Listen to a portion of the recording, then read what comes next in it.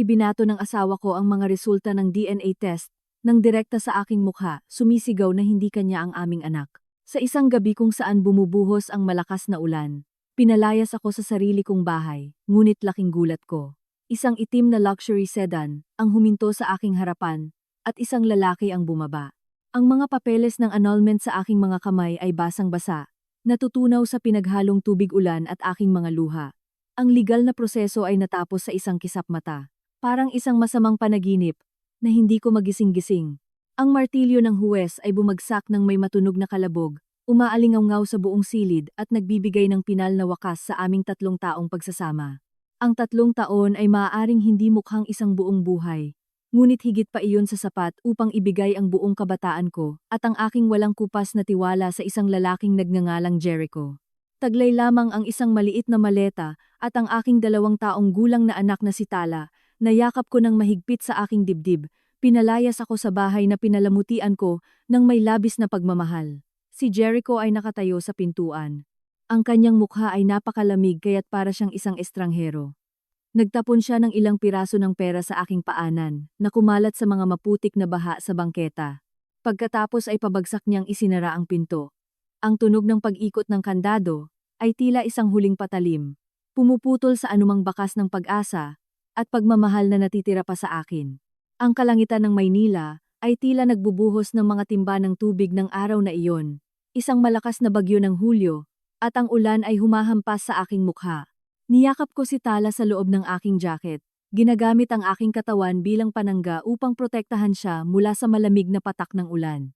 Si Tala, nakakakababa pa lamang ng 2 taon, inosenteng itinatago ang kanyang maliit na mukha sa aking dibdib. Paminsan-minsan ay tumitingala gamit ang kanyang malalaki at bilog na mga mata. Ang kanyang maliliit na kamay ay mahigpit na nakahawak sa aking damit. Pagtingin sa kanya, isang nakadudurog na sakit ang tumagos sa akin. Ano ang nagawa kong mali? Bakit kailangan naming pagdaanan ito ng aking anak? Ang mga tanong na iyon ay sumisira sa aking isipan. 3 taon na ang nakalilipas. Isa akong ambisyosang interior designer, may maliwanag na hinaharap, at isang magandang kwento ng pag-ibig. Isinuko ko ang lahat upang maging haligi ng suporta ni Jericho. Naniwala ako na ang aking mga sakripisyo ay bubuo ng isang mainit at maibiging pamilya, ngunit isang piraso ng papel, isang DNA test, ang sumira sa lahat. Natuklasan ni Jericho na hindi niya biological na anak si Tala. Siningawan niya ako, ininsulto, tinawag na taksil, at mas malala pa. Hindi niya ako binigyan ng kahit isang pagkakataon na magpaliwanag, ni hindi naniwala sa isang salita ng aking sinabi. Sa kanyang mga mata, ako ay nagkasala. Naglakad ako ng walang patutunguhan sa mga bahaing bangketa ng Makati. Hindi ko alam kung saan pupunta o kung kanino aasa. Ang kawalan ng pag-asa ay bumabalot sa akin kasing bigat ng ulan. Sa malaking lungsod na ito, naramdaman kong napakaliit ko at nag-iisa.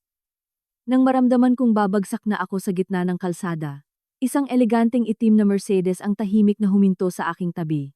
Bumaba ang bintana. Nagpapakita ng isang lalaking may matipunong panga at malalalim, matatalim na mata.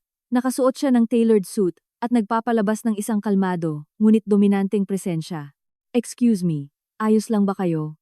At ang bata? Ang kanyang boses ay mababa at mainit, kaaya-aya. Tiningnan ko siya ng blanko, agad na nasa depensa. Isang estranghero na biglang sumulpot. Sa sitwasyon ko, hindi ko maiwasang magduda. Umiling ako. Niyakap ng mas mahigpit si Tala at sinubukang lumayo. Pakiusap, huwag mo sana akong masamain. Wala akong balak na masama, patuloy niya. Ang kanyang tingin ay nakatutok pa rin sa akin, tapat, at nagmamadali. Mayroon akong kailangang sabihin sa iyo. Napakahalaga nito at may kinalaman sa iyong anak. Napahinto ako. May kinalaman kay Tala. Sino ang lalaking ito? Nang mapansin ang aking pag-aalinlangan, binuksan niya ang pinto ng kotse, bumaba at nagbukas ng isang malaking payong sa amin. Sa maikling distansyang iyon, ang init na nagmumula sa kanya ay nagbigay sa akin ng panandaliang ginhawa mula sa lamig. Ako nga pala si Mateo, pagpapakilala niya. Maaring mahirap paniwalaan, ngunit baka ako ang biological na ama ni Tala. Bawat salita ay bumagsak sa akin, na parang kidlat. Ang buong katawan ko ay naparalisa. Ang biological na ama ni Tala. Paano naging posible iyon? Anong nangyayari? Ang isip ko ay tuluyang nablangko. Hindi ako makapag-isip ng maayos. Siguradong naguguluhan ka, sabi ni Mateo nang may kakaibang kalmado. Masyadong malakas ang ulan. Hindi kayo pwedeng manatili dito sa labas kasama ng bata. Pakiusap, sumakay na kayo sa kotse. Ipapaliwanag ko ang lahat. Pangako, hindi ko kayo sasaktan. Tiningnan ko si Tala sa aking mga bisig. Nanginginig siya. Ang kanyang maliliit na labi ay nagsisimula ng mangitim. Hindi ko na siya pwedeng iwan pa ng mas matagal sa ulan.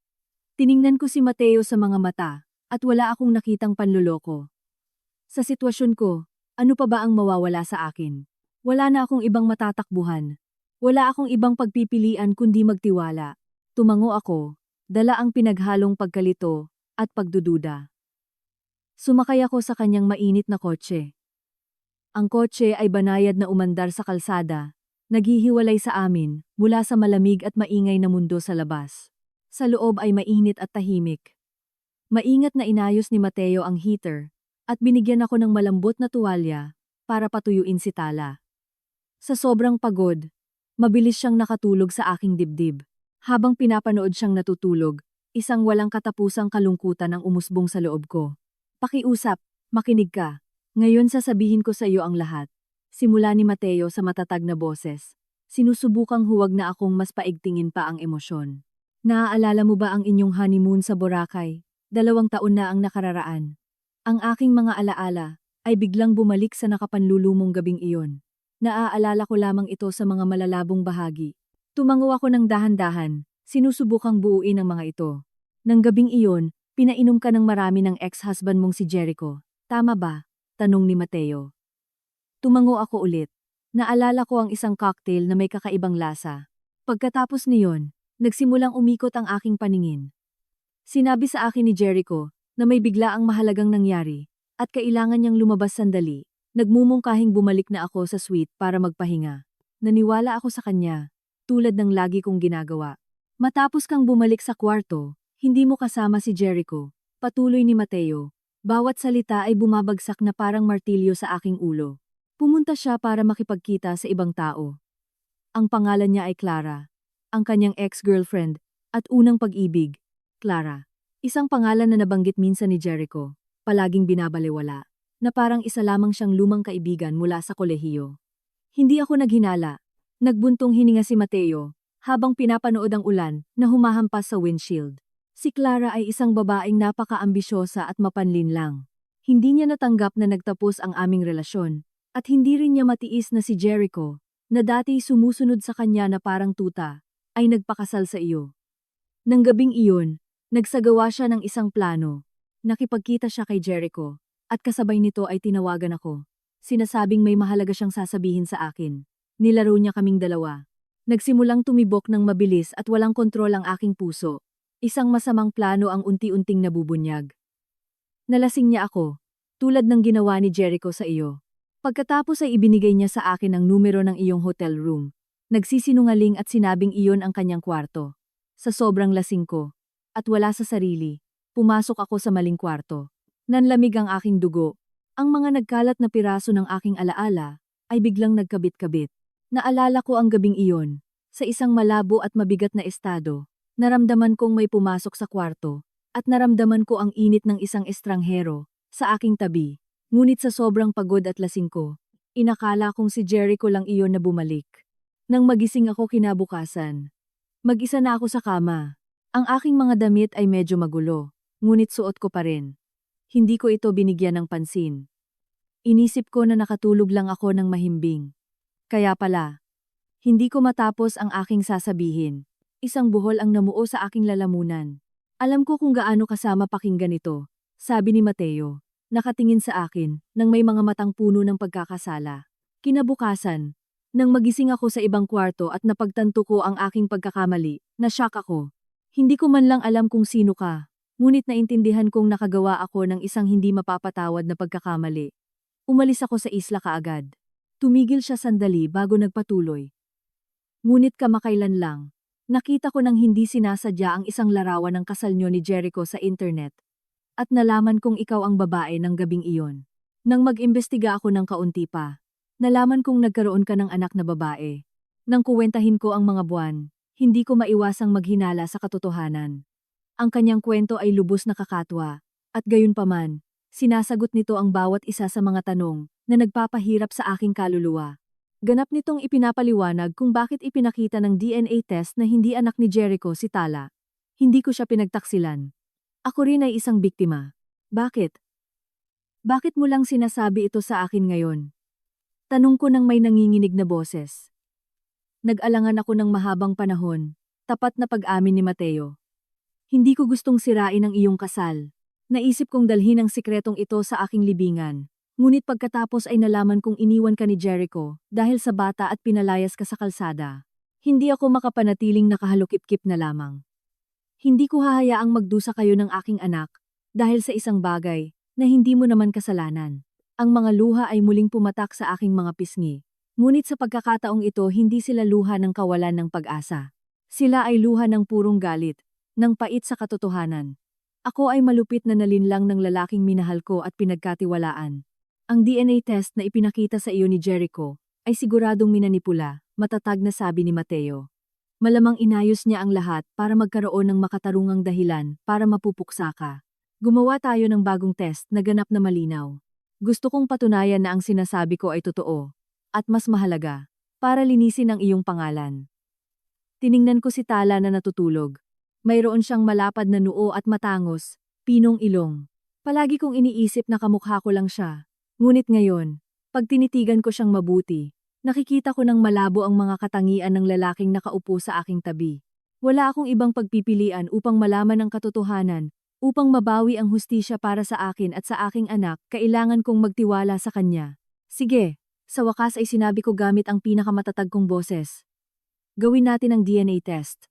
Matapos kong pumayag, hindi na nagpumilit pa si Mateo at patuloy na nagmaneho ng tahimik. Tinanong niya ako kung saan ako pupunta. Nang may pag-aalinlangan, ibinigay ko sa kanya ang address ng isang maliit, mura, at sira-sirang apartment sa labas ng Caloocan, na inupahan ko ng nagmamadali ilang araw na ang nakalilipas, nang magsimulang gumuho ang lahat. Nasa isang makitid at hindi ligtas na eskinita ito, sa isang luma at pinabayaang gusali. Kumpara sa eleganteng bahay na kalalabas ko lang, parang langit at lupa ang pinagkaiba, ngunit sa perang iniwan sa akin ni Jericho, iyon lamang ang kaya ko. Ang luxury sedan ni Mateo ay halos hindi makapasok sa makitid na kalsada. Huminto ito sa harap ng gusaling puno ng graffiti at nagbabalat na pintura. Nakaramdam ako ng matinding hiya. Nakatira siya sa isang ganap na magkaibang mundo. Siguradong hinuhusgahan niya kung gaano nakakaawa ang itsura namin ng aking anak sa mga sandaling iyon. Nandito na tayo, mahina kong sabi, dahan-dahang ginigising si Tala. Naunang bumaba si Mateo, binuksan ang aking pinto, at pinayungan kami. Kinuha niya ang nag-iisa kong maleta, at naglakad kasama ko, patungo sa apartment sa dulo ng isang madilim na pasilyo. Nang may nanginginig na mga kamay, isinuksok ko ang susi sa kandado. Ang lumang kahoy na pinto ay bumukas ng may langit-ngit, ngunit ang nakita ko sa loob ay nagpaiwan sa akin na walang salita. Ang maliit na studio apartment, nakakaunti na nga ang laman, ay ganap na nawasak. Ang aking murang tela na cabinet ay hiniwa ng kutsilyo, at ang mga damit namin ni Tala ay nakakalat sa buong maruming sahig.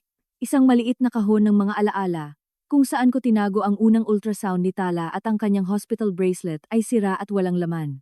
Ninakawan kami. Hinalungkat nila ang lahat, at kinuha ang pinakahuling natitira sa akin. Bumagsak ang aking mga braso sa aking tagiliran. Naramdaman ko, na parang inabandona ng lahat ng enerhiya ang aking katawan. Bakit napakalupit sa akin ng buhay? Bakit walang tigil na bumabagsak ang mga sakuna sa aking anak at sa akin? Nawala na ang aking asawa at bahay, at ngayon pati ang pansamantalang tirahan ko ay hindi ligtas. Nang makita ang gulo, natakot si Tala at humagulgol. Ibinabaon ang kanyang mukha sa aking leeg. Ang kanyang mga luha ay parang libu-libong karayom na tumutusok sa aking puso. Napabagsak ako sa maruming sahig, yakap-yakap siya ng mahigpit, hindi mapigilan ang sarili kong mga luha. Naramdaman kong napakawalang silbi ko, ni hindi ko man lang mabigyan ng aking anak ng ligtas na lugar para matulog. Itinabi ni Mateo ang maleta. Nagngangalit ang kanyang panga. Mabilis niyang pinasadahan ng tingin ang kwarto, mula sa sinirang kandado hanggang sa mga maputik na bakas ng paa sa sahig. Nang walang sinasabi, kinuha niya ang kanyang telepono at tumawag sa pulisya. Habang hinihintay ang mga opisyal, Yumuko siya sa aking tabi. Ang kanyang boses ay mababa at matatag. Maya, huwag kang magpanik. Nandito ako. Magiging maayos ang lahat. Iyon ang unang pagkakataon na sinabi niya ang aking pangalan nang may ganoong init. Naiipit sa isang estado ng matinding takot. Bigla kong naramdaman na mayroon akong matatag na suportang makakapitan. Tumingala ako ng may mga matang luhaan. Sa kanyang mga mata, hindi ko nakita ang awa. Nakita ko ang totoong pag-aalala. Kumuha siya ng panyo mula sa kanyang bulsa at banayad na pinunasan ang aking mga luha. Huwag kang umiyak, nakatingin sa iyo ang anak mo. Bulong niya. Mabilis kong iniling ang aking ulo, pinipigilan ang pag-iyak. Tama siya. Hindi ako pwedeng bumigay. Nandito si Tala, at kailangan kong maging matatag para sa kanya. Huminga ako ng malalim. Sinusubukang pakalmahin ang aking mabilis na tumitibok na puso. Dumating ang pulisya pagkalipas ng ilang sandali.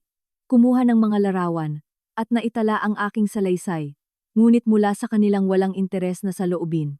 Malinaw na walang pag-asa, na mabawi ang aking mga gamit. Madalas ang mga nakawan sa lugar na iyon, at ang mga gamit ko naman, ay walang gaanong halaga. Matapos umalis ang mga opisyal, seryoso akong tiningnan ni Mateo. Hindi ligtas ang lugar na ito. Hindi kayo pwedeng manatili dito ni Tala. Alam kong tama siya, pero saan ako pupunta? Wala akong masyadong kaibigan sa syudad, at hindi ko gustong maging pabigat sa kanila. Ang pag-uwi sa aking mga magulang sa probinsya, ay hindi pwedeng mangyari. Hindi ko kayang saktan ang kanilang damdamin, sa katotohanan, ng aking wasak na buhay. Wala na akong ibang pupuntahan. Nabasag ang aking boses. Nanahimik sandali si Mateo, na parang may pinagtatalunan sa kanyang isipan.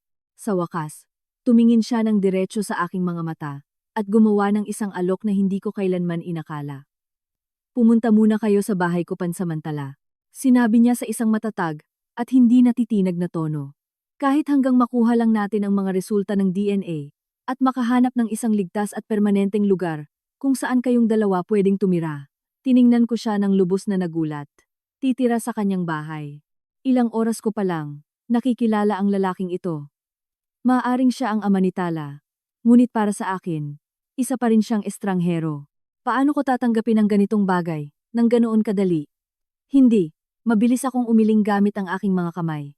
Hindi ko pwedeng ipilit sa iyo ang ganitong bagay. Makakahanap ako ng ibang solusyon. Ipilit?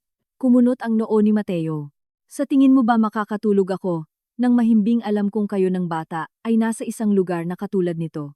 Magnanakaw sila ngayon, pero sino ang nakakaalam kung ano ang mangyayari sa susunod? Masyado pang bata si Tala para malantad sa ganoong klaseng panganib. Tama siya. Sa isipin pa lang na may papasok at maghahalungkat ulit sa aming mga gamit. Isang panginginig ang gumapang sa aking likod. Paano kung nandun kami natutulog ng gabing iyon? Ayaw ko na itong isipin. Ang kaligtasan ni Tala ang pinakamahalaga. Nang makitang nagdadalawang isip pa rin ako, pinalambot ni Mateo ang kanyang boses. Maya, isipin mo ang anak mo.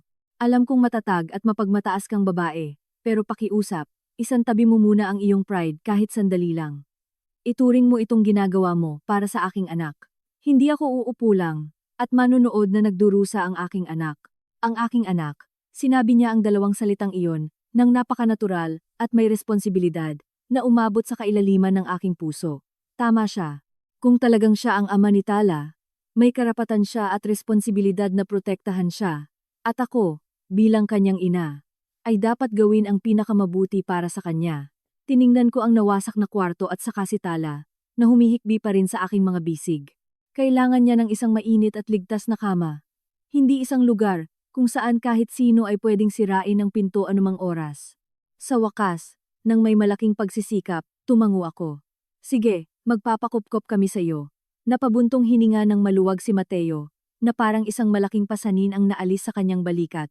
Nang walang sinasabi pa, mabilis niyang niligpit ang ilang mga bagay, na pwede pang maisalba at inilagay sa aking maleta. Pagkatapos ay binuhat niya si Tala. Binalot siya ng init ng katawan nito, at isinandal niya ang kanyang ulo sa dibdib nito, muling nakatulog ng mapayapa. Habang pinapanood sila, isang kakaibang emosyon ang namukadkad sa loob ko. Isang pinaghalong pait, ngunit pati na rin isang bahagyang kislap ng init. Ang bahay ni Mateo ay isang kamanghamanghang penthouse sa BGC, Bonifacio Global City. Ito ay napakalawak, malinis, at pinalamutian, ng may napakagandang panlasa. Kumpara sa basa at sira-sirang studio, sa Caloocan, para itong paraiso. Dinala niya ako sa isang perfectly prepared at cozy na guest room. Pwedeng magpahinga kayo ni Tala dito. Sa private bathroom nandyan ang lahat ng kailangan mo. Kung may kailangan ka pa, sabihin mo lang sa akin. Sabi niya ng may kabaitan. Matapos ihiga si Tala sa malambot na kama, lumingon ako sa kanya ng may halong emosyon na mahirap ipaliwanag. Napakalaki ng utang na loob ko sa kanya. Ang simpleng salamat ay hindi sapat. Mateo, maraming salamat sa lahat ng nangyari ngayon. Kung hindi dahil sa iyo, hindi ko alam kung anong gagawin ko. Huwag kang masyadong formal. Banayad siyang ngumiti. Sinabi ko na sa iyo, ginawa ko ito para sa aking anak. Magpahinga ka at ibalik ang iyong lakas. Bukas natin aayusin ang lahat ng iba pa. Lumabas siya ng kwarto at tahimik na isinara ang pinto. Iniiwan kami ng aking anak sa aming maliit na kanlungan. Umupo ako sa dulo ng kama. Pinapanood na matulog si Tala. Matapos ang pinakamahaba at pinakamagulong araw sa aking buhay. Sa wakas ay nakapagpakawala ako ng totoong buntong hininga ng kaginhawaan.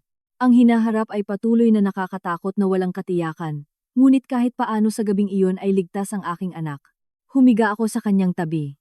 Hinahayaan ang aking pagod na katawan na lumubog sa kutson. At sa wakas ay nakatulog na may isipang puno ng mga ideya tungkol kay Mateo at ang komplikadong sapot na nag-uugnay sa amin. Dahil sa isang laro ng tadhana, naging isa akong hindi inaasahang bisita sa kanyang bahay. Kinaumagahan, nagising ako sa sikat ng araw na pumapasok mula sa mga bintanang mula sahig hanggang kisame. Mahimbing pa ring natutulog si Tala sa aking tabi. Namumula ang kanyang mga pisngi at tahimik ang kanyang paghinga. Malamang na matagal na siyang hindi nakakatulog ng ganito kasarap. Maingat akong bumangon, walang ginagawang ingay. Ang kwarto, hindi pamilyar, ngunit napakalinis at maaliwalas, ay nagawang pakalmahin ang aking mga nerbiyos. Nang lumabas ako sa pangunahing sala, nakaupo na si Mateo sa kitchen island, umiinom ng mainit na kape. Nakasuot siya ng komportableng damit, ngunit mukha pa rin siyang formal. Nang makita ako, ngumiti siya. Gising ka na pala. Mabuti ba ang tulog mo? Naghanda ako ng almusal na pandesal at itlog. Kakain tayo, pag nagising na si Tala. Salamat. Pakiramdam ko pabigat lang ako. Sagot ko ng mahina. Hindi pa rin komportable. Huwag mong sabihin yan. Pagputol niya. Sinabi ko naman sa'yo, na ituring mo itong parang sarili mong bahay. Nang magising si Tala at kinain ang kanyang almusal, mabilis siyang nakibagay sa bagong kapaligiran. Naglalakad siya sa malawak na apartment, namangha sa lahat. Nakakagulat na napakapasyensyoso pala ni Mateo sa mga bata. Umupo siya sa sahig na gawa sa kahoy, at nakipaglaro ng mga blocks at manika kasama niya. Ang matitinhas na tawa ni Tala ay umaalingaw-ngaw sa buong penthouse, pinapawi ang mabigat na kapaligiran na pumipighati sa aking dibdib sa loob ng ilang araw. Habang pinapanood sila, libu-libong emosyon ang dumaan sa aking isipan. Nang gabing iyon, matapos patulugin si Tala, lumabas ako sa sala. Nagtatrabaho si Mateo sa kanyang laptop. Nang makita ako, isinara niya ang computer at sinenyasan akong umupo sa kanyang harapan. Isang hindi komportableng katahimikan ang bumalot sa app ko. Alam kong hindi ko na ito maiiwasan. May mga bagay kaming kailangang linawin. Mateo, binasag ko ang katahimikan. Pwede ba akong magtanong tungkol kay Clara? Tiningnan niya ako ng walang gulat, na parang inaasahan niya na ang tanong na iyon. Tumango siya. Siya ang ex-girlfriend mo at unang pag-ibig ng ex-husband kong si Jericho. Tanong ko, kahit alam ko na ang sagot. Oo, totoo yan, kumpirma niya. Bahagyang ibinababa ang kanyang boses. Nag-date kami ni Clara sandali, pero nagkakasagupaan ang aming mga personalidad, kaya naghiwalay kami. May nakaraan sila ni Jericho, noong kolehiyo. In love siya sa kanya. Sa pagkakaalam ko, hinabol niya ito ng maraming taon, pero hindi nag-work. Bumagsak ang puso ko. Unang pag-ibig. Sa loob ng 3 taon, ang lalaking tinawag kong asawa ay laging may anino ng ibang babae sa kanyang puso. Hindi ko talaga siya nakilala ng lubusan. Kaya, noong gabing yun sa Boracay, kasama niya si Clara. Tama ba? Tanong ko. Dumidiretso sa punto. Nanahimik ng matagal si Mateo. Ang kanyang mga mata ay sumasalamin sa halong pagkakasala at awa. Sa wakas ay bahagya siyang tumango. Oo. Matapos kanyang ihatid sa kwarto, pumunta siya sa suite ni Clara. Magkasama sila buong gabi. Kahit sinubukan kong ihanda ang aking isipan, ang marinig ito mismo mula kay Mateo ay parang isang malaking bato ang dumagan sa aking dibdib. Ang unang gabi ng aking kasal, na dapat ay sagrado at hindi makakalimutan, ang asawa ko ay nasa bisig ng ibang babae, habang ako, na drugged at walang malay, ay kasiping ang isang estranghero. Ang katotohanan ay mas mapait at mas malupit kaysa sa inaakala ko. Niloko na ako mula pa noong unang araw ng aking kasal. Napatawa ako. Isang mapait na tawa. Puno ng paghamak sa aking sarili. Lumalabas na isa akong tanga. Isang ganap na mangmang. Naniwala ako sa pag-ibig. Naniwala ako sa sakripisyo. At naniwala ako sa lalaking natutulog sa aking tabi. At ang aking gantimpala ay ang brutal at nakakadiring katotohanan ito. Naiintindihan ko kung ano ang nararamdaman mo ngayon. Sabi ni Mateo sa boses na puno ng empatiya. Niloko rin niya ako. Si Clara ay uri ng tao na gagawin ng lahagat para makuha ang gusto niya. Hindi niya matiis na makawala kami ni Jericho sa kanyang kontrol, kaya inayos niya ang lahat ng ito para sirain ang ating tsansa na maging masaya. Nanatili akong tahimik na may mga luhang umaagos sa aking mukha. Hindi na ako umiiyak para kay Jericho, umiiyak ako sa sarili kong pagiging inosente. Umiiyak ako para sa 3 taong iyon, ng aking kabataan na ibinaon sa isang kasal na buong-buong itinayo sa kasinungalingan. Pagkaraan ng ilang araw, dinala kami ni Mateo, ako, at si Tala, sa isang kilalang pribadong DNA clinic sa Makati. Dinala rin niya ang kanyang abogado, para siguraduhin na ang buong proseso ay transparent at malinis sa aspetong legal. Nang unang beses na kinaladkad ako ni Jericho sa klinika, takot na takot ako, hindi sa pagkakataong ito. Ngayon, naroon ako para alamin ang katotohanan at linisin ang aking pangalan. Habang kinukuha ng nurse ang aming mga sample, nanatili si Mateo sa aking tabi. Mahigpit na hawak ang aking malamig at nanginginig na kamay. Hindi siya nagsalita ng marami, pero ang kanyang presensya ay nagbigay sa akin ng katatagan. Si Tala ay kumilos na parang isang anghel. Hindi siya nag-iskandalo. Nang kumuha ang teknisyan ng sample mula sa kanyang bibig, kumurap lang siya gamit ang malalaki niyang mata. Palipat-lipat ang tingin kina Mateo at sa akin, na parang naiintindihan niya ang kahalagahan ng sandali. Inabot ng 1 linggo ang mga resulta. Ang linggong iyon ay tila walang hanggan. Patuloy kaming nanatili sa penthouse ni Mateo. Sa araw, pumupunta siya sa kanyang opisina. At sa gabi ay umuuwi siya para makipaglaro kay Tala. Unti-unti akong nasanay sa kanyang presensya. Isa siyang seryosong lalaki. Matipid magsalita, ngunit napakamaalalahanin at mapagmasid. Binibilhan niya si Tala ng maraming laruan at bagong damit. At pumapasok pa sa kusina para ipagluto ako ng aking mga paboritong pagkaing Pilipino, tulad ng sinigang at adobo. Ang kanyang pag-aasikaso ay nagbibigay sa akin ng ginhawa, pero nagpapalito rin sa akin. Ang aming relasyon ay kakaiba at komplikado. Walang salita sa diksyonaryo para ilarawan ito. Sa wakas, dumating ang araw ng mga resulta. Mag-isang pumunta si Mateo sa klinika, habang ako ay naghihintay sa apartment, puno ng kaba. Pabalik-balik ako sa paglalakad sa sala, hindi makapanatiling kalmado kahit 1 segundo. Bawat minuto ay parang isang walang hanggan. Bumukas ang pinto. Pumasok si Mateo. Ang kanyang mukha ay imposibleng basahin, na mas lalong nagpakaba sa aking tiyan. Lumapit siya at iniabot sa akin ang isang nakasarang sobre. Tingnan mo mismo, sabi niya sa bahagyang garalgal na boses. Nang may nanginginig na mga kamay, binuksan ko ang sobre at nilabas ang ulat. Ang mga numero at siyentipikong termino ay sumasayaw sa harap ng aking mga mata hanggang sa makita ko ang pinal na conclusion na nakasulat ng makapal sa ibaba ng pahina. Probability of paternity. 99.99%. Sa wakas ay lumabas ang katotohanan. Si Mateo ang biological na ama ni Tala. Hindi ako isang taksil. Ako ay isang biktima. Napabagsak ako sa sofa, at ang papel ay dumulas mula sa aking mga kamay papunta sa carpet. Muling bumuhos ang mga luha, ngunit sa pagkakataong ito ay luha ng kalayaan. Ang nakakasakal na bigat ng mga maling paratang na dumurog sa akin ng napakatagal ay tuluyan ng naglaho. Umupo si Mateo sa aking tabi, at tahimik akong niyakap. Hinaplos niya ang nanginginig kong likod. Tapos na ang lahat. Mula ngayon, nandito na ako. Hindi ko hahayaang may manakit uli sa inyo, sa iyo, at sa ating anak. Yakap sa kanyang mainit at matatag na braso, umiyak ako na parang bata. Inilabas ko ang lahat ng sakit at pagdurusa na aking naipon. Nang kumalma ako, ikinuwento ni Mateo ang natitirang bahagi ng kwento. Nang gabing iyon, hindi lang ibinigay ni Clara ang numero ng kwarto ko, nilagyan din niya ng banayad na pampatulog ang inumin niya sa bar. Hindi sapat para mawalan siya ng malay, pero sapat para mawalan siya ng kontrol at mabago ang kanyang memorya. Nakalkulan niya ang lahat ng perpekto para gawin kaming tatlo, ako, si Jericho, at si Mateo, na simpleng mga piraso sa kanyang laro. Gusto niyang maghiganti sa akin dahil iniwan ko siya. At kasabay noon, sirain ang iyong kasal para magkaroon siya ng pagkakataong mabawi si Jericho. Paliwanag ni Mateo. Patayin ang 2 ibon gamit ang isang bato, isang napakalupit na plano. Ang marinig ang buong katotohanan, ay gumising sa isang nag-aapoy na galit sa akin. Kinamumuhian ko si Jericho, dahil sa kanyang pagtataksil, at panlalamig.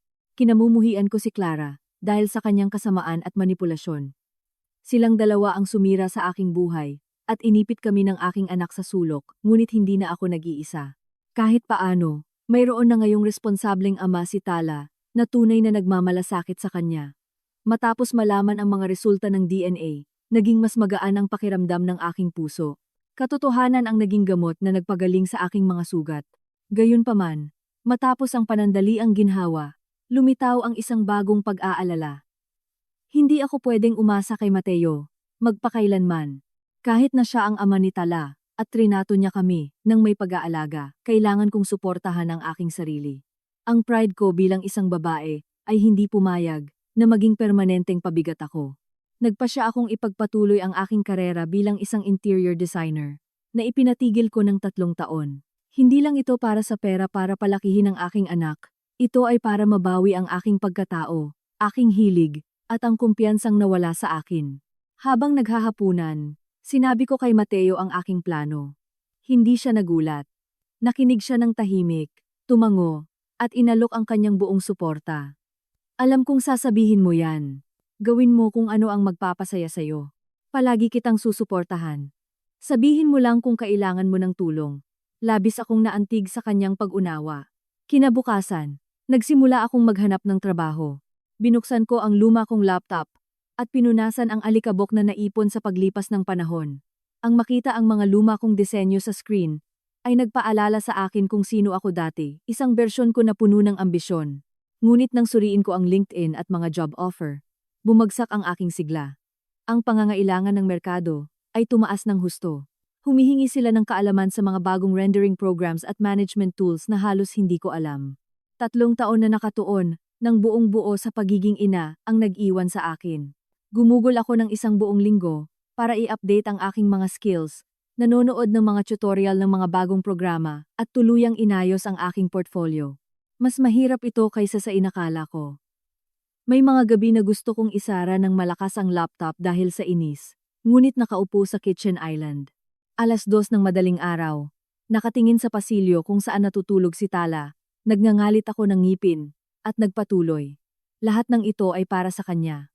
Isang hapon, habang nag-scroll sa Instagram habang nagpapahinga, nakita ko ang post ng isang kakilala.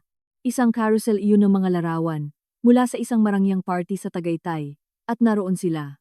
Si Jericho at Clara, magkatabi, magkahawak kamay, masayang nakangiti. Nakasuot si Jericho ng eleganteng linen suit, at si Clara ng magandang designer dress. Ang kamay niya ay nakapatong sa kanyang tiyan, na halatang umbok na. Nakasulat sa caption, "Ipinagdiriwang ang perpektong mag-asawa. Hindi na kami makapaghintay sa pagdating ng munting anghel." Nanigas ang kamay ko sa mouse, at isang matinding sakit ang tumago sa aking dibdib. Pinangako ko sa sarili ko na tanggapin ang katotohanan at mag-move on.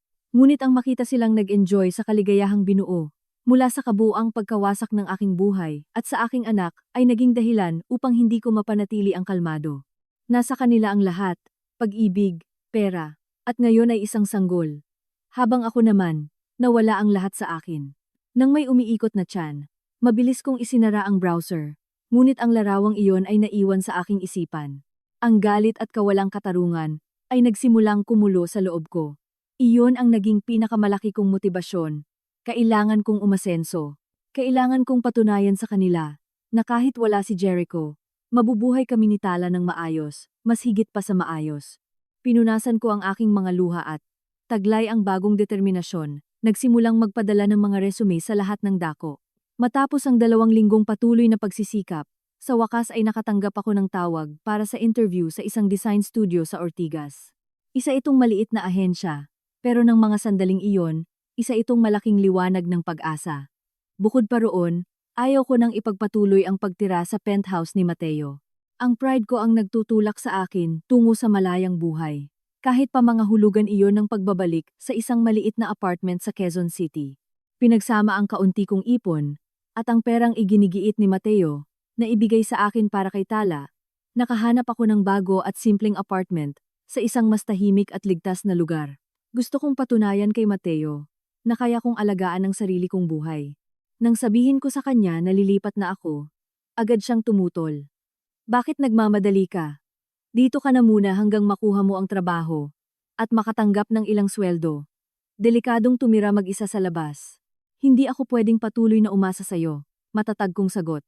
Kailangan kong maging independent. Huwag kang mag-alala, nag-research ako ng maayos. Ligtas ang lugar na ito.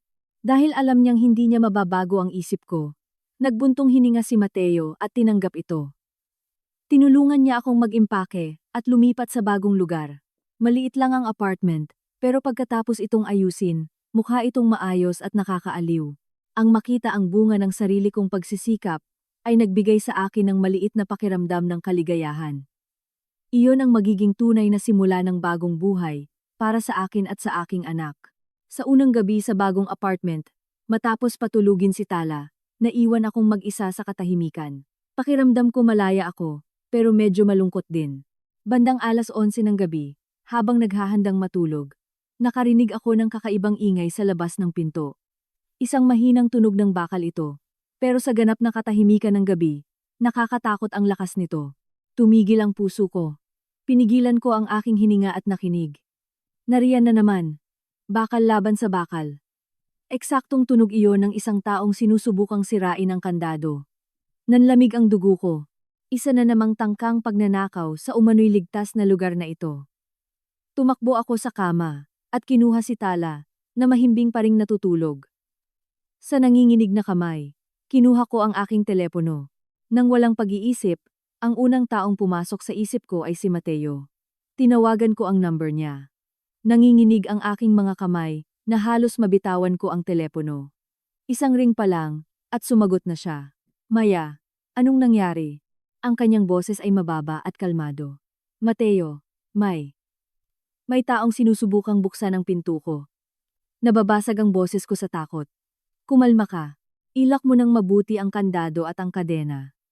Itulak mo ang kahit anong mabigat sa pinto. Papunta na ako. Hindi siya tunog na tataranta.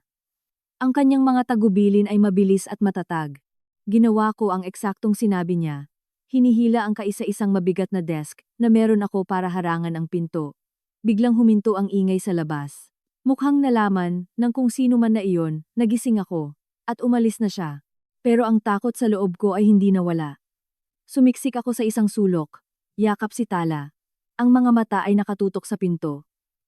Wala pang 5 minuto. Tumunog ang telepono ko. Si Mateo. Nandito na ako sa baba. Pwede mo ba akong pagbuksan? Mabilis kong tinabi ang desk at sumilip sa peephole.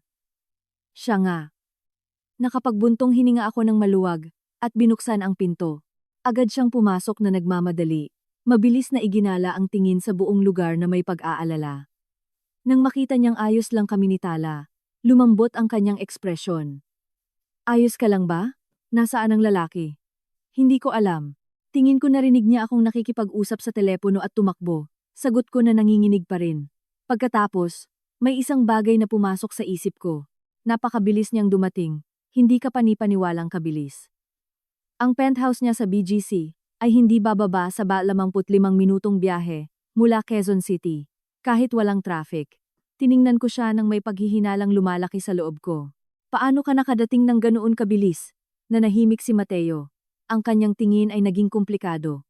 Nagbuntong hininga siya at nagsabi ng isang bagay na lubos na nagpagulat sa akin. Inupahan ko ang apartment sa mismong ibaba ng unit mo. Tiningnan ko siya nang hindi makapaniwala.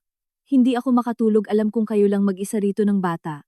Paliwanag niya nang may tonong humihingi ng paumanhin.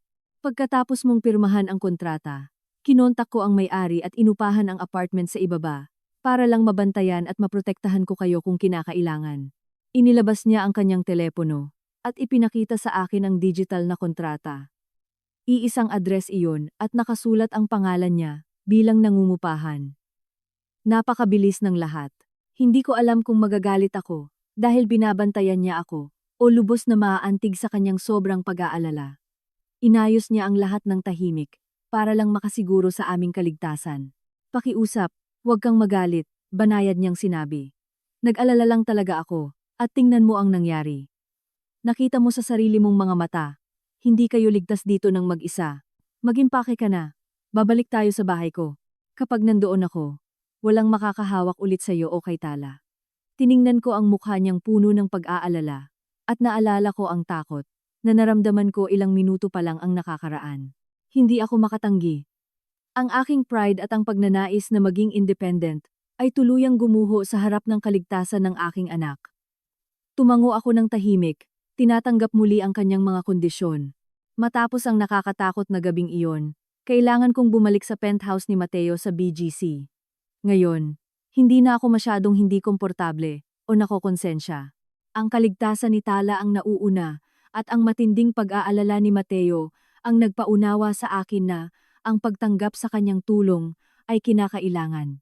Gayunpaman, ang aking determinasyon na maghanap ng trabaho ay hindi nagbago. Mas tumibay pa nga ito.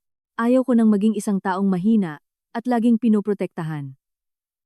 Noong gabi bago ang interview, matapos matulog si Tala, tinawag niya ako sa sala. Naghanda siya ng 2 tasa ng mainit na salabat at nagsabi ng hindi inaasahang bagay. Mula ngayon, ako ang interviewer at ikaw ang aplikante. Magkakaroon tayo ng simulation. Nagulat ako ng kaunti, pero tumango ako. Magandang pagkakataon ito para makakuha ng kumpiyansa. Nagbago agad ang ugali ni Mateo. Umupo ng napakatuwid, humalukip-kip, at naging matalim at mapanuri ang kanyang tingin. Hindi na siya ang mabait at maasikasong Mateo araw-araw. Isa na siyang walang awang ehekutibo na nag-evaluate sa isang aplikante. Magandang umaga, Maya. Simula niya sa matatag at propesyonal na tono. Salamat sa pagpunta. Magsimula na tayo. Maaari mo bang ipaliwanag sa akin ang iyong resume? Huminga ako ng malalim at sinubukang sumagot ng tuloy-tuloy. Pero pagkatapos ko, pinutol ako ni Mateo. Ang introduction mo ay masyadong generic. Kahit sino pwedeng sabihin iyan. Sabihin mo sa akin, ano ang iyong kakaibang halaga? Pagkatapos ay nagsimula ang sunod-sunod na mahihirap na tanong. May nakikita akong taong gap sa resume mo. Naglaan ka ng oras sa pagbuo ng pamilya. Sa mundo ng disenyo, ang 3 taon ay isang dekada.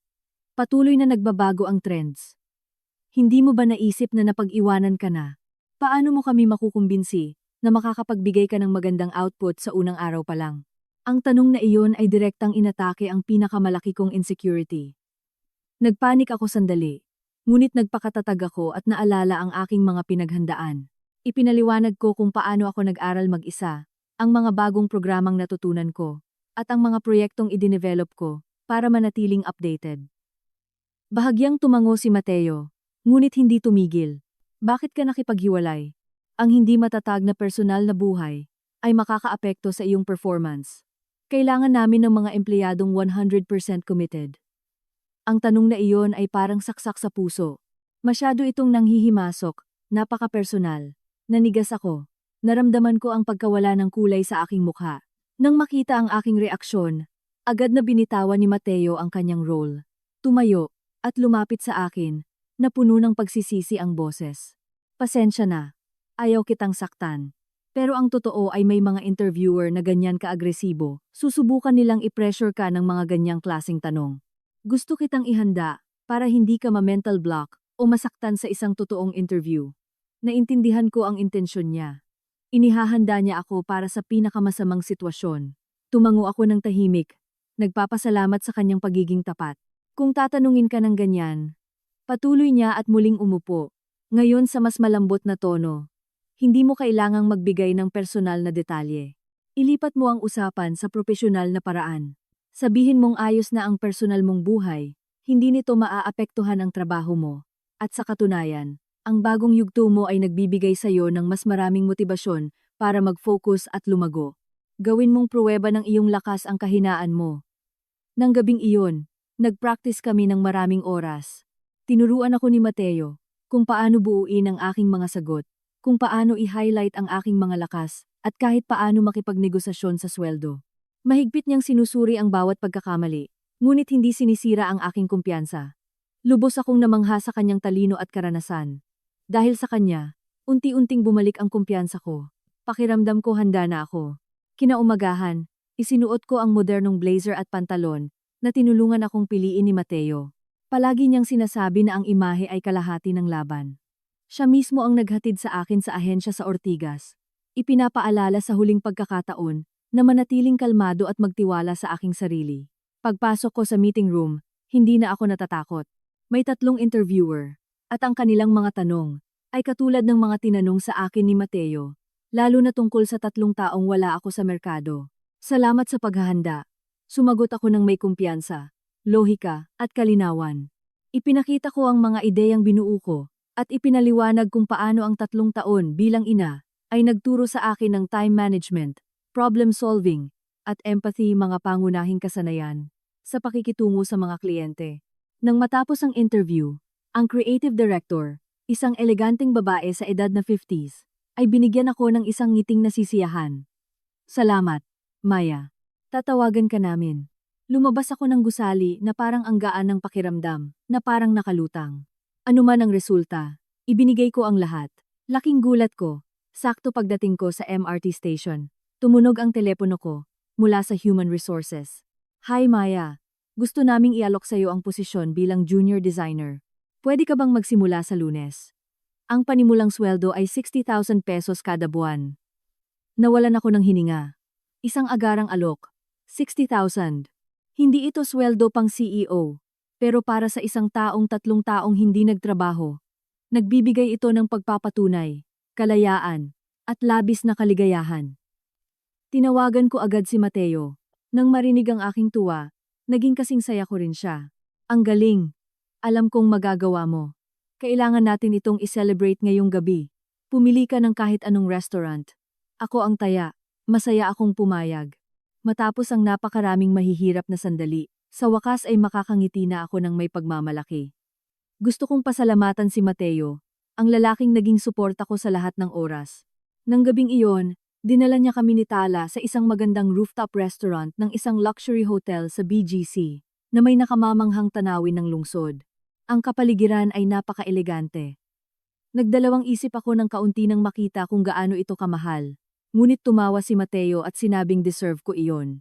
Nag-enjoy kami sa hapunan, at namamangha si Tala sa pagtingin sa mga ilaw ng siyudad sa pamamagitan ng salamin, nang ang isang pamilyar at mapangutyang boses ay sumira sa sandaling iyon.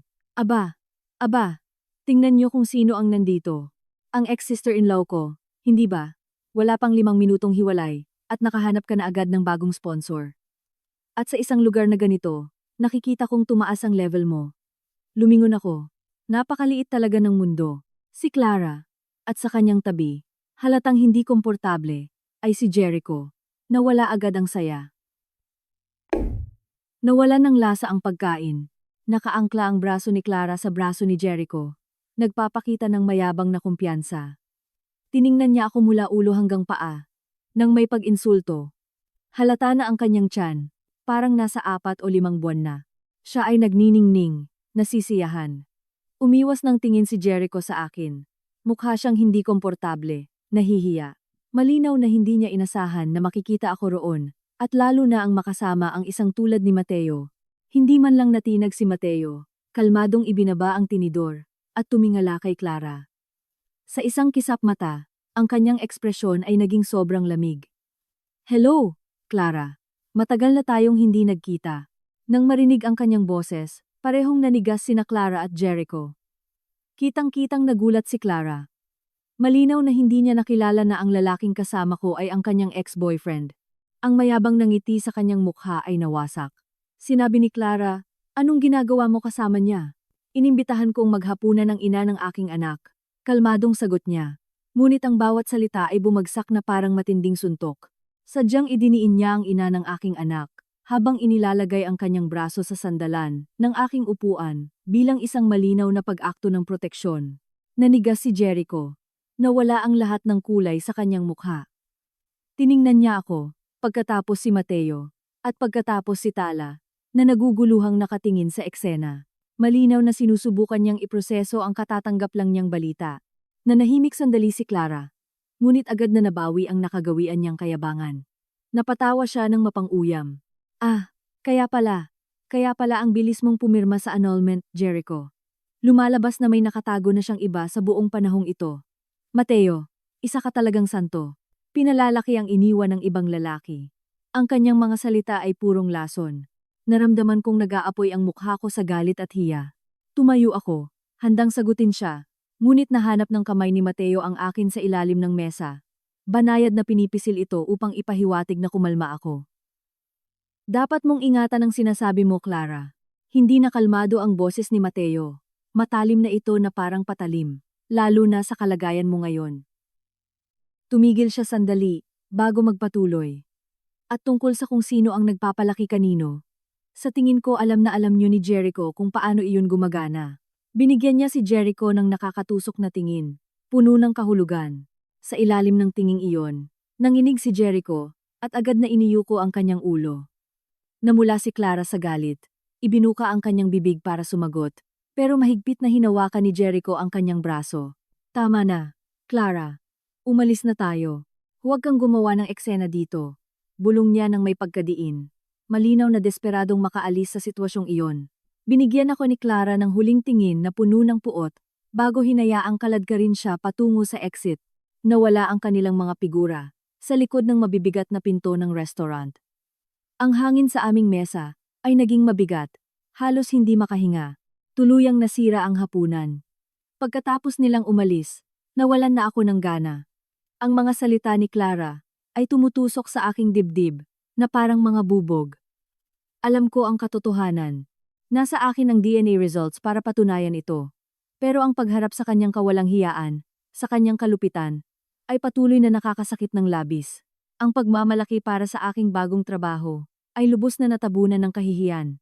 Nang makita akong tahimik, banayad na nagbuntong hininga si Mateo, tinawag ang waiter, binayaran ang bill, at sinabing, umuwi na tayo. Sa buong biyahe pabalik sa BGC, wala akong sinabing kahit isang salita.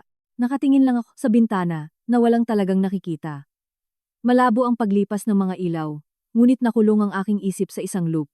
Ang mga mukha ni na Jericho at Clara, ang kanilang kayabangan, ang kanilang mga pang-iinsulto, muling tumulo ang mga luha. Bakit ako napakahina? Bakit hindi ko siya kayang harapin at sagutin? Pagdating sa apartment, pinatulog ni Mateo si Tala, at pagkatapos ay umupo sa tabi ko sa sofa. Binigyan niya ako ng isang basong maligamgam na tubig. Huwag mong hayaang maapektuhan ka ng sinabi niya. Gusto lang niya probokahin ka. Umiling ako, barado ang lalamunan, wala siyang karapatan. Ang tanga ko, masyado akong inosente. Bulag akong nagtiwala kay Jericho, at nilaro nila ako ng kabit niya ng maraming taon. At ngayon, kahit nasa harap ko na sila, wala akong magawa. Ang galit na matagal kong kinimkim ay biglang sumabog. Tinakpan ko ng mga kamay ang aking mukha, at umiyak ng walang kontrol. Pakiramdam ko, napakawalang kwenta ko. Walang sinabi si Mateo, inilapit lang niya ako sa kanya, at hinayaang sumandal ako sa kanyang dibdib.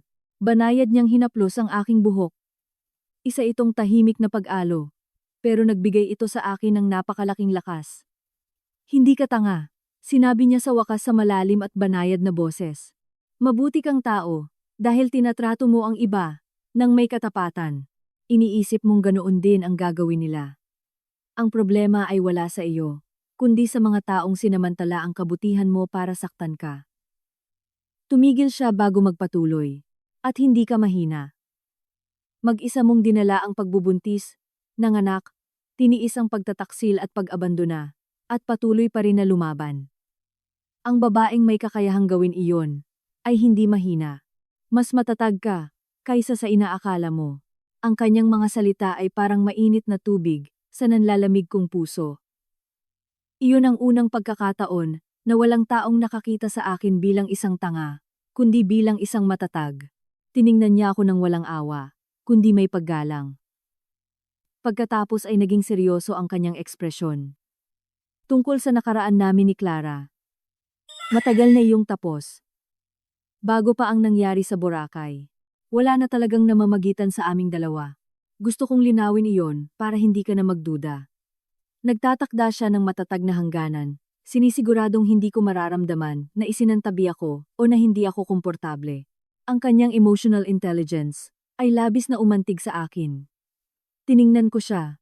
At sa kabila ng aking luhang mga mata, katapatan lamang ang aking nakita. Nang gabing iyon, nanatili si Mateo sa aking tabi hanggang sa lubos akong kumalma. Wala siyang sinabing mahahabang talumpati. Nakinig lang siya sa lahat ng kailangan kong sabihin. Ang kanyang presensya, ang kanyang yakap, ay nagpaparamdam sa akin na napakaligtas ko. Nang hindi ko namamalayan, naunawaan ko na ang lalaking ito ay unti-unting nagiging pinakamatatag na haligi ng aking buhay. Sa paglipas ng panahon, nagsimulang mahanap ng buhay ang ritmo nito. Buong-buo kong ibinuhos ang aking sarili sa aking bagong trabaho. Sa araw, sumasakay ako sa MRT papuntang Ortigas, habang hinahatid ni Mateo si Tala sa isang sikat na daycare malapit sa BGC, na maingat niyang pinili. Tuwing hapon, nagmamadali akong sunduin siya. Nakakapagod, ngunit may kahulugan ng aking buhay. Nagtatrabaho ako sa larangang mahal ko, at nakikitang masayang lumalaki ang aking anak araw-araw. Dahil napansin niya kung gaano kahirap balansehin ang trabaho at pag-aalaga kay Tala, nagmungkahi si Mateo na kumuha ng yaya. Noong una, tumanggi ako. Ayaw kong patuloy na umasa sa kanya. Pero nanindigan siya. Huwag mong isiping tulong ito. Ituring mo itong responsibilidad ko bilang ama. Gusto kong magkaroon ng pinakamagandang pag-aalaga ang anak ko. At magkaroon ng oras ang kanyang ina para huminga. Imposibleng pabulaanan ang lohika niya. Sa huli, pumayag ako. Makalipas ang ilang araw, dumating ang isang babae. Nasa 50s. Ipinakilala siya ni Mateo bilang Aling Rosa. Siya ang bahala kay Tala at sa bahay. Si Aling Rosa ay may maamong mukha, mainit na ngiti, at mga matang puno ng karanasan. Sa simula pa lang, nagbibigay na siya ng kumpiyansa. Si Tala, na madalas maghinala sa mga estranghero, ay agad na napalapit sa kanya.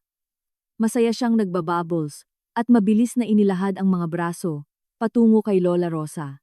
Napakagaling na propesyonal ni Aling Rosa. Pinapakain niya si Tala. Pinapatulog. Madaling nakikipaglaro. Alam niya ang mga pambatang kanta at kwento. Mukhang wala siyang ubos na paraan para aliwin ang bata. Dahil sa kanya, nakakapasok ako sa trabaho ng walang pag-aalala. Isa rin siyang magaling na kasambahay. Laging malinis ang malaking loft ni Mateo at napakasarap ng kanyang niluluto. Nagluluto siya ng lutong bahay na nagpapagaan ng loob tulad ng sinigang, adobo, kare-kare, at lechon kawali. Simpleng pagkain ito, pero mainit, na ginawang tunay na tahanan ang malamig na penthouse. Ako, si Mateo, si Tala, at si Aling Rosa sa iisang bubong. Talagang parang isang pamilya ang pakiramdam. Ang ugnayan ni na Mateo at Tala ay lumalalim araw-araw. Tuwing hapon pag-uwi niya, mula sa kanyang opisina sa Makati CBD, una niyang hinahanap ang bata. Mayroon siyang walang hanggang pasensya. Gumagawa siya ng mga tore mula sa blocks, nagkukuwento gamit ang nakakatawang boses, at nagtuturo ng kanta. Ang boses ni Tala na tinatawag siyang Papa Mateo ay naging mas malinaw at natural. Pag nakikita ko silang magkasama, nanginginig ang puso ko. Minsan nahuhuli ko ang sarili kong nangangarap ng gising. Paano kung isa itong tunay at permanenteng pamilya? Ang buhay ay dumaloy ng kalmado. Ang malalalim na sugat sa puso ko ay nagsimulang gumaling. Dahil sa patuloy na pag-aalaga ni Mateo, ang mainit na suporta ni Aling Rosa, at ang matingkad na tawa ng aking anak. Totoong ngumiti ulit ako. Muli kong natagpuan ang saya sa buhay. Mabilis lumipas ang panahon at ilang buwan na akong nagtatrabaho sa ahensya. Napakaganda ng takbo ng lahat. Malaki ang tiwala sa akin ng creative director ko para isali ako sa isang mahalagang proyekto kasama ang isang malaking corporate client. Isang malaking oportunidad at malaking hamon ito. Sa araw ng final presentation, pumunta kami ng boss ko sa opisina ng kliyente sa Makati. Pagpasok namin sa meeting room, hindi ko inakalang makikita ko ang nasaksihan ko. Naroon si Jericho, nakaupo sa panig ng kliyente bilang project leader. Ang makita siya pagkatapos ng maraming buwan, ay hindi ko naitago ang pagkagulat ko. Pero ang Jericho na nasa harap ko, ay napakaiba sa mayabang na lalaking nakilala ko. Mukha siyang payat na payat. Lubog ang kanyang mga pisngi. Malalim ang mga eyebags niya. Hindi siya ahit at maluwag at gusot ang kanyang suit. Purong kalungkutan ang ipinapakita niya. Tila ang perpektong buhay na ipinapakita ni Clara ay hindi totoo gaya ng inaakala. Nang makita ako ni Jericho, hindi siya makagalaw. Sa mga mata niya, may halong gulat, pagsisisi, at hiya. Sa buong meeting, halos hindi siya makapag-concentrate. Hindi niya maalis ang tingin sa akin. Ako naman ay ganap na malamig at propesyonal. Ipinresenta ko ang aking mga disenyo ng malinaw at may kumpiyansa. Sinasagot ng eksakto ang bawat tanong. Lalo siyang namangha sa pagbabago ko. Nang matapos ang meeting at nagliligpit na kami ng gamit, lumapit si Jericho. Maya, pwede ba tayong mag-usap sandali? Wala na tayong anumang personal na dapat pag-usapan. Malamig kong sagot. Kung tungkol sa proyekto, kausapin mo ang direktor ko. 5 minuto lang. Parang awa mo na. Pagmamakaawa niya. Nang makita ko siya sa ganoong kalagayan, isang munting awa ang nagtulak sa aking pumayag.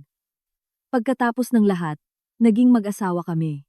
Sinenyasan ko ang boss ko na susunod na lang ako, at naglakad kasama siya papunta sa isang sulok malapit sa elevator. Ang ganda mo, asiwan niyang sabi. Salamat. Mabuti ang kalagayan ko, sagot kong walang emosyon. Patawad, bigla niyang sinabi. Alam kong huli na, pero seryoso akong humihingi ng tawad. Nagkamali ako sa lahat. Ang tanga ko. Nagtiwala ako sa maling tao, at tinrato ko kayo ni Tala na parang basura. Natahimik ako. Kung sinabi niya sana ito ilang buwan na ang nakakaraan, baka hindi ko kinailangang dumaan sa matinding hirap, pero ngayon, wala na itong kwenta. Hindi ako masaya kay Clara. Patuloy niya, nanginginig ang boses. Hindi siya ang taong inakala ko. Mula nung mabuntis siya, lumala ang lahat. Demanding siya at mapangkontrol. Sinasayang niya ang buhay ko. Araw-araw kaming nag-aaway. Nakikinig lang ako at hindi siya inaalo. Bunga ito ng sarili niyang mga desisyon. Iba ka na, sabi niya. Puno ng pagsisisi ang mga mata. Mas sigurado, mas matatag. Siguro, ang pag-iwan mo sa akin, ang pinakamagandang nangyari sa akin. Napayuko siya. Wasak. Gayunpaman, hindi ako nakaramdam ng kasiyahan, kundi isang manipis na pait para sa isang pag-ibig na wala na. Ang pagkikitang iyon ay nag-iwan lang ng munting marka sa akin at mabilis na naglaho. Hindi na ako ang mahinang babae ng nakaraan. Malinaw ang mga prioridad ko, ang trabaho ko, ang anak ko, at ang lalaking naghihintay sa akin sa bahay. Ilang linggo ang lumipas. Naging matagumpay ang proyekto.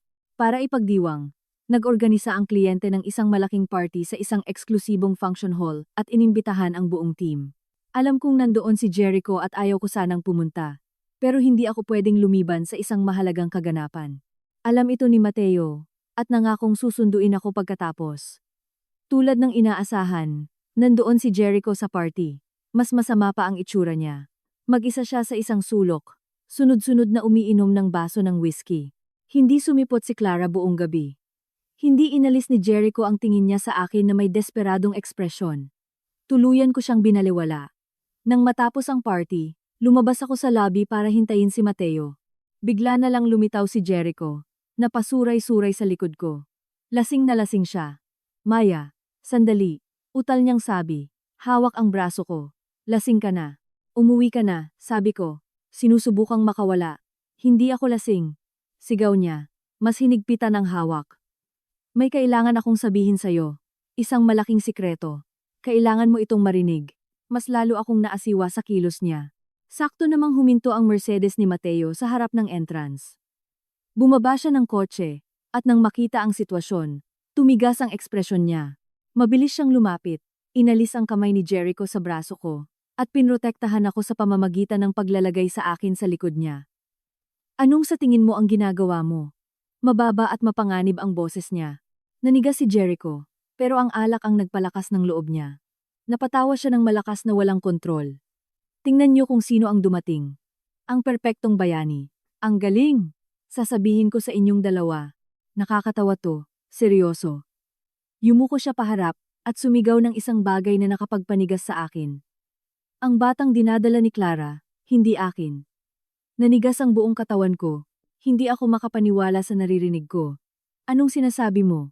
Tanong ko na nanginginig ang boses. Niloko na naman nila ako. Sigaw ni Jericho na may mapait na pagtawa. Sinira niya ako. Papalakihin ko sana ulit ang anak ng iba. Hindi iyon nakakatawa. Bakit parang isang biro ang buhay ko? Tinuro niya muna ako. Tapos si Mateo. Ang tuluyang pagbagsak niya ay nangyayari mismo sa harap ko, sa isang malupit at detalyadong miserableng paraan. Ang lalaking nagduda sa katapatan ko at pinalayas ako na parang basura. Ngayon ay dumaranas ng eksaktong pagtataksil, ngunit multiplied ng 100.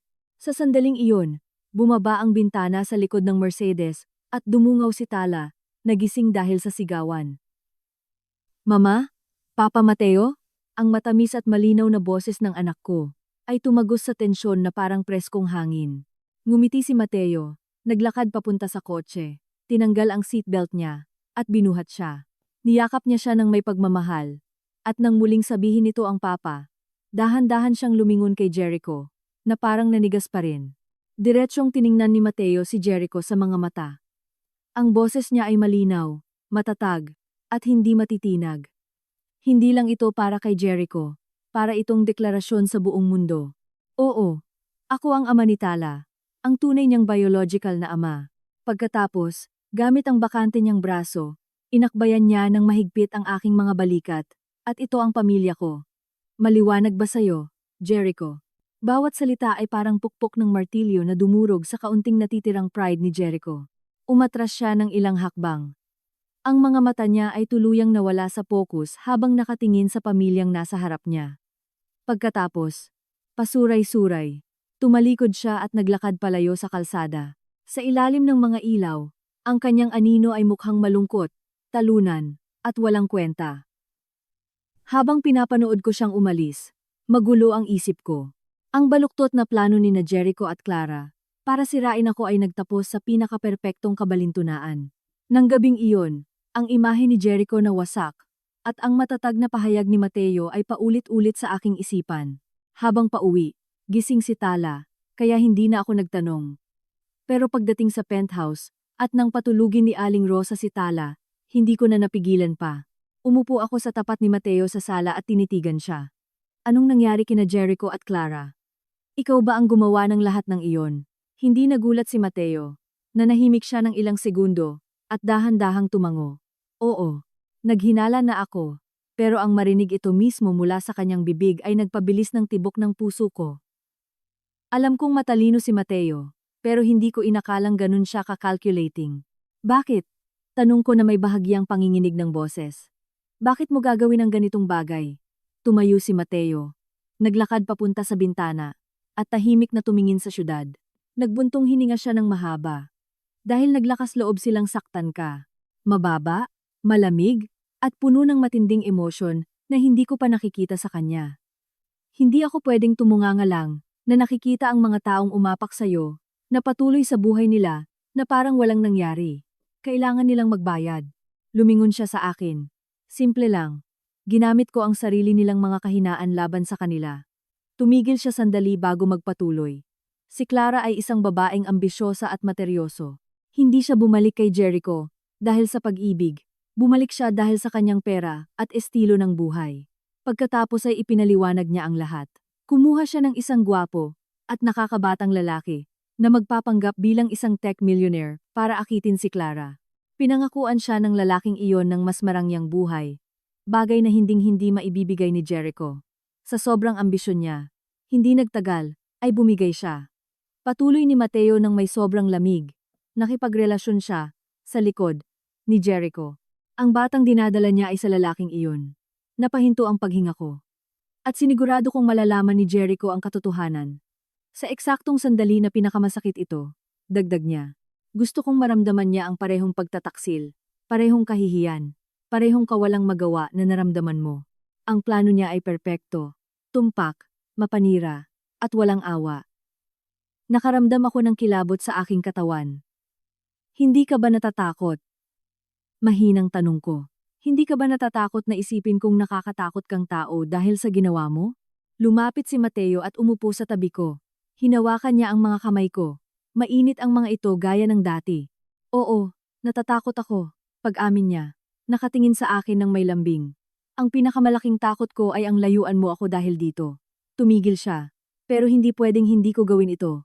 Maya, noong gabing iyon sa ilalim ng ulan, nang makita kitang wasak sa kalsada, nangako ako. Sinumang magpapaiyak sa'yo ay magbabayad ng 1,000 beses. Tumagos sa kaibuturan ko ang mga salita niya. Hindi lang ito paghihiganti, ito ay hustisya. Kailangan nilang malaman na hindi ka nila pwedeng sirain, at kailangan mong malaman na palagi akong nandito sa tabi mo. Ang epekto ng kanyang mga salita ay ganap. Ang takot na naramdaman ko ay naglaho. Pinalitan ito ng matinding pakiramdam ng proteksyon, ng pag-ibig. Sinira niya ang mga nanakit sa akin, para lang magamot ang mga sugat ko. Paano hindi mamahalin ang isang taong ganoon?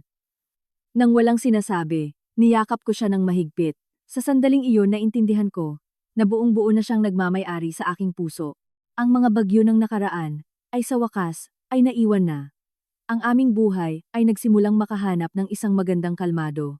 Ang mga sikreto, sakit, at paghihiganti ay naging malayong alaala. Napalitan ng tahimik na gawain ng isang pamilya. Umunlad ako sa trabaho.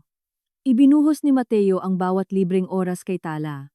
Nag-aalaga si Aling Rosa sa bahay. Palaging may mainit na pagkain na naghihintay sa amin. Isa kaming tunay na pamilya. Isang linggo ng hapon, habang namimili sa isang mall sa Makati, nawala ko ang pitaka ko. Wala itong gaanong pera, pero nandoon ang mga dokumento ko, cards, at medical cards ni Tala. Hinalughog ko ang lahat pero hindi ko mahanap. Tiyak nang nawala, pumunta ako sa police station para i-report, umaasang may magsauli nito. Habang naghihintay, napansin ko ang isang pulis na pamilyar. Pagkatapos pag-isipan sandali, naalala ko, isa siya sa mga opisyal na rumesponde nang subukang pilitin ang kandado ng apartment ko sa Quezon City. Nakilala rin niya ako. Ngumiti siya at lumapit. Hi, naalala kita.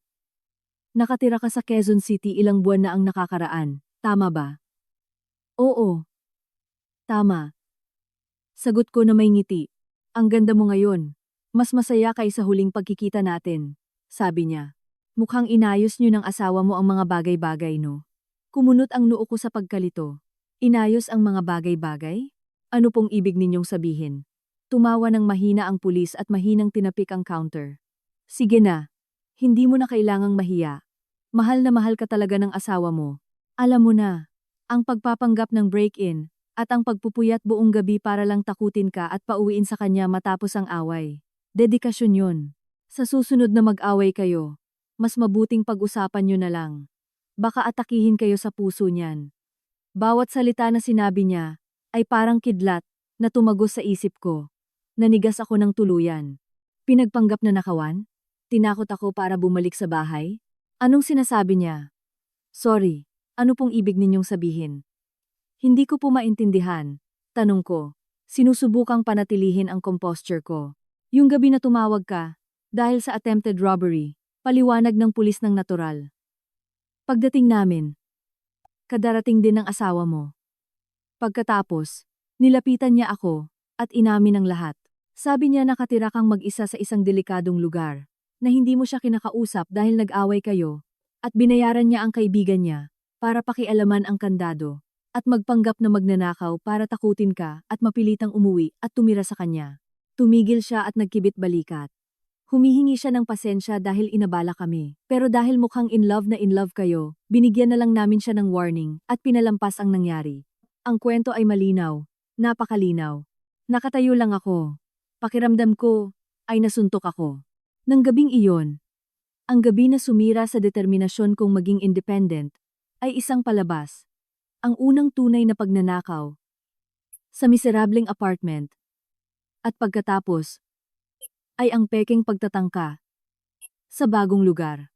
Lahat iyon ay bahagi ng kanyang plano para panatilihin ako sa ilalim ng kanyang bubong. Hindi ko maalala kung paano ako nakalabas ng istasyon ng pulisya. Magulo ang isip ko. Hindi ko alam kung tatawa o iiyak. Hindi ako galit, hindi lubos. Sa halip, nakaramdam ako ng kakatuwang pangangailangang tumawa. Hinaluan ng emosyong mahirap ipaliwanag. Ang lalaking iyon na matalino, sopistikado, at makapangyarihan, ay nag-isip ng pinakakatawa-tawa, isip bata, at halos absurdong plano, para lang mapanatili kami ng anak ko, naligtas sa tabi niya. Gaano kami kahalaga sa kanya? Gaano niya kami kamahal para gawin ang ganoong bagay? Habang naglalakad sa mga kalye ng Makati, nahuli ko ang sarili kong nakangiti na parang tanga. Ang huling sikreto ay lumabas. At nakakagulat na hindi ito mapait, ito ay matamis. Alam kong kailangan kong umuwi agad at harapin siya. Pagpasok ko sa penthouse ng hapong iyon, sina Mateo at Aling Rosa ay nasa sahig ng sala. Nagtatayo ng malaking kastilyo ng Lego, kasama si Tala. Pagkakita sa akin, sumigaw si Tala sa tuwa, at tumakbo, para yakapin ako. Tumingala si Mateo, at banayad ng ngumiti. Mukhang maganda ang mood mo. May nangyari ba? Pinigilan ko ang pagngiti. Umupo ako sa sofa, at ginawa ang pinakaseryosong ekspresyon na kaya ko. Mateo, may itatanong ako sa'yo. Nagulat siya sa tono ko.